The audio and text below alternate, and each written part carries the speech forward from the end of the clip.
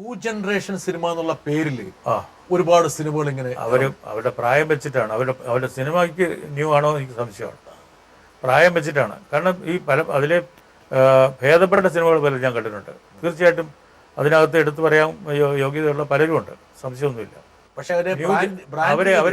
അവരെല്ലാം പക്ഷെ അവരൊന്നും ന്യൂ ജെന്നിൽ പെടുന്നവരല്ല. ഈ ന്യൂ ജെൻ എന്നറിയപ്പെടുന്ന ആളുകളെന്ന് പറയുന്നത് പഴയ സിനിമ തന്നെ ഈ പറഞ്ഞതിൻ്റെ കൂട്ട് മരം ചുറ്റുന്നതിന് പകരം മല ചുറ്റുകയോ അല്ലെങ്കിൽ വേറെ എന്തെങ്കിലും ആ മാതിരിയുള്ള ചെറിയ വ്യത്യാസങ്ങളൊക്കെ ചെയ്തിട്ട് ചെറുപ്പക്കാരെ ഇങ്ങനെ ഉദ്ദീപിപ്പിക്കാനുള്ള ഓരോ സംഗതികൾ ചെയ്യുക. ഇതിനെക്കുറിച്ച് ചില വിമർശനങ്ങൾ നേരത്തെ വന്നിരുന്നപ്പോൾ ഈ ന്യൂ ജനറേഷനെ കുറിച്ച് എനിക്ക് തോന്നുന്നു കലാഭവമണി പറഞ്ഞൊരു അഭിപ്രായമുണ്ട്. ഫാൻസിന്റെ മുകളിൽ ഷഡിയിടുന്ന പരിപാടിയാണ് ഈ ന്യൂ ജനറേഷൻ. അച്ഛനും വേണ്ട, അമ്മയും വേണ്ട, ഒന്നും വേണ്ട.